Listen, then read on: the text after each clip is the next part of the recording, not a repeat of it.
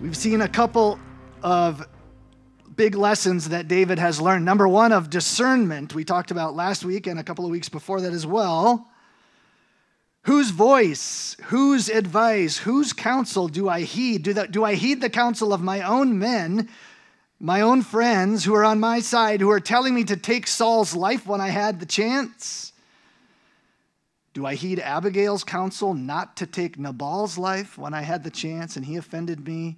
So many voices competing for our attention and giving us input as to how I should make the decisions that I need to make in my life. And David is walking through a lesson of discernment from the Lord. How, in the face of all of this input, do I hear the voice of the Spirit and follow his lead? That's David's number one lesson. Now we see another lesson of discernment for David beginning in this little passage. What strategy do I take? Not only whose voice do I listen to, but what strategy should I choose? There was a time to protect oneself and literally flee. Back in chapter 20, right? He knows that Saul is out to get him. So what's his strategy? Run. Good strategy sometimes. Not always the right strategy. Then there was a time to play crazy to avoid conflict in chapter 21. And where was that? With the Philistines. With what king? Anybody remember? Chapter 21? It was Achish, same king that we see today. So the first time he comes through, he acts crazy, so the king's like, do I need another crazy guy in my court? Get him out of here. Let him through. Don't bother him. That was his strategy then. There was a time to confront with truth in chapter 24. David holds up the remnant of Saul's garment from the hilltop and says, confronts Saul with the truth. I could have killed you, but I did not. You say I'm out to get you, but I had the opportunity and I didn't. So there's a time to confront with truth. So what strategy am I supposed to employ now? David is confronted with. This is discernment lesson number 2 for David. And he determines, if I keep on the run in the wilderness like this, with these 600 guys trailing behind me, Saul's going to get me. Someday. I've been outstepping him thus far, but someday I can't keep this up forever. Like, you could do really hard stuff for a little period of time, but you can't keep it up forever. Saul will ultimately catch up to me, so David seeks refuge within the territory, in fact, within the very court of his enemy, the Philistines, Achish, king of Gath. You know, the same guy that he acted crazy in front of. Now, I will say there are conflicting scholarly opinions. In fact, if you use your Bible Hub app and you go into the commentaries on this section right here, it's hilarious because the first one says, without a doubt, it's the same king that was in 21. And the very next commentary says, without a doubt, theologians agree it's a different king. Yeah, without a doubt. Both of them, without a doubt. Surely this is the same one. Surely it's not. There's some interesting dynamics if it is, and interesting dynamics if it isn't, but it doesn't really matter. It's the same land, right? It's the same kingdom, whether it's the same individual or not. If it's not the same individual, it's his son, so he would have known the situation before anyway. But it's the same land. David determines hanging out in Achish's crib isn't going to last for long. Like, I'm not going to be able to, what do they say about fish and visitors, right? The 3 days, and David's like, 600 of my guys hanging out in the court of Achish, my enemy, really. And he's not going to put up with me for long. So can you give me some place to stay, and I'll be your servant. I'll serve you. He asks for a town, and from that town, Ziklag, David becomes like Achish's little hitman, raiding various territories and plundering, and conceivably, likely, bringing some tribute back to Achish. Like Achish is getting something out of this deal, likely. But see what David is actually doing. Let's continue on in verse 8. Now David and his men went up and made raids against the Gershurites and the Girzites and the Amalekites. Who are they? Enemies of Israel, Philistines, essentially, right? For these were the inhabitants of the land of old as far as Shur and the land of Egypt. And David would strike the land and would leave neither man or woman alive, but would take away the sheep, the oxen, the donkeys, the camels, and the garments, and come back to Achish. He's probably paying tribute here. When Achish asked, where have you made a raid today? David would say, against the Negeb of, turn the page, of Judah. Anybody have a different translation right there? Against the south. Yeah, it's a geographic term. Against the south of Judah, or against the Negeb of the Jerahmeelites, the south of the Jerahmeelites, or against the south of the Kenites, the Negeb of the Kenites. So what David is actually doing is what?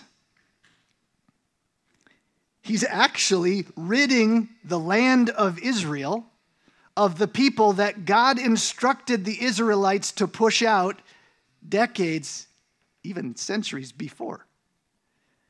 But when Achish asks him what he's doing, he says, I'm raiding in the south of Judah, the territory. He gives him a geographic region, which isn't untrue. But the impression that he's giving to Achish is that David is fighting against his own people. He's threading the needle of truth right here, right? He is raiding in these areas. That's not a lie. Now, whether or not Achish understands that he's actually taking out non-Israelites instead of Israelites, we'll leave that up to Achish, right? So the impression David gives is that he's raiding and slaying Israelites when in fact he's reclaiming territories for the Israelites while under the pay and protection of his enemies. The Philistine king assumed that David has made himself utterly detestable in the eyes of his own people. So now Achish is going to make a move. He sees this as his primary opportunity. And what does he do? After a year and 4 months of this, Achish draws up battle lines against Israel with David at his side.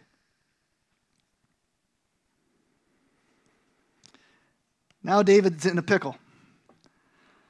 This strategy has worked for David for a year and 4 months. I'm just raiding in the south of Judah, in the south of these areas, right? But now Achish draws a battle line, and the enemy forces, the Philistines, are literally facing David's people, his countrymen, the Israelites. And Achish says, stand here next to me, and we'll see who you serve, essentially. Where does he say that? Look at verse 11 in 27. Such was his custom all the while he lived in the country of the Philistines. And Achish trusted David, thinking he has made himself an utter stench to his people Israel. Therefore he shall always be my servant. Chapter 28. In those days the Philistines gathered their forces for war to fight against Israel. And Achish said to David, understand that you and your men are to go out with me in the army. You're not getting out of this one. I don't know, maybe Achish is starting to suspect, how come I never really hear exactly who's going down in the count of the bodies in all of David's raids, right? I don't know, it doesn't say that specifically, but you can imagine. Because of what he says here, David, understand, you're next to me in this next battle against your own country. And David says to Achish, very well, You shall know what your servant can do. Man, I love how David is sly in the way he responds. He doesn't promise anything other than Achish will see, right? And Achish's response is, very well, I will make you my bodyguard for life.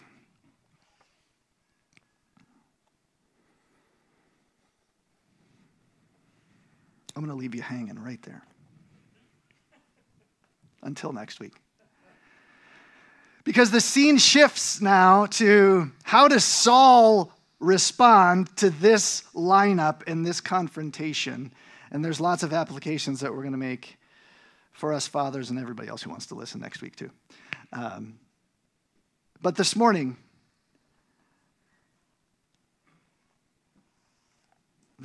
let's take a look at these two. These two applications. The first one, dads and everybody else. Whose counsel are you going to heed? There's multiple voices in your life today, and in mine, and in your culture around you, and in mine, and in your home, and in mine, vying for your attention. Have you noticed they don't all say the same thing? Or is that just me? Right? Man, there is just a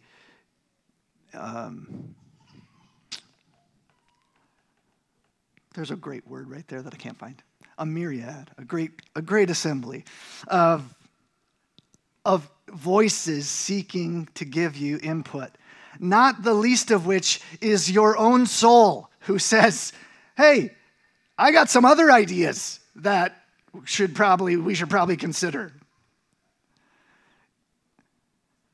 So which voices are we going to heed? What counsel are we going to receive? If there's anything, I just got to tell you, I don't know if there's any day that I feel, any day of the year that I feel less equipped to preach than on Father's Day. I stand up and I go, 9 out of 10 days, I have no clue what my next step is supposed to be. And then I have a little clarity of how I screwed up yesterday, right? It's always clearer that way. But man, if there's anything that needs to be sharpened in our lives as fathers, it's our ability to discern the voice of the Lord in the cacophony of noise and distraction in life.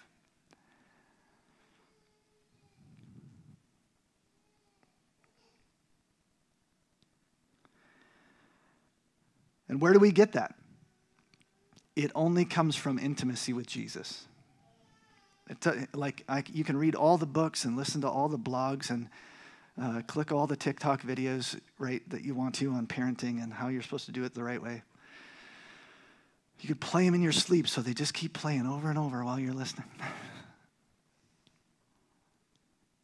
And it won't land you in the right place. We have to tune our spiritual ears to hear the voice of Jesus and the voice of his Spirit in the moment. So, whose counsel am I going to heed?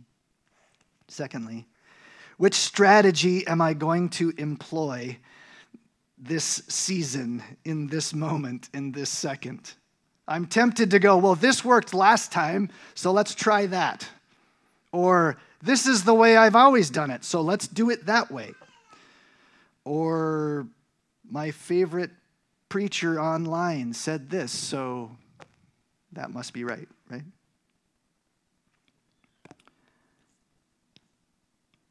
Scripture says in Isaiah 30:21, whether you turn to the right or to the left, your ears will hear a voice behind you saying, this is the way, walk in it.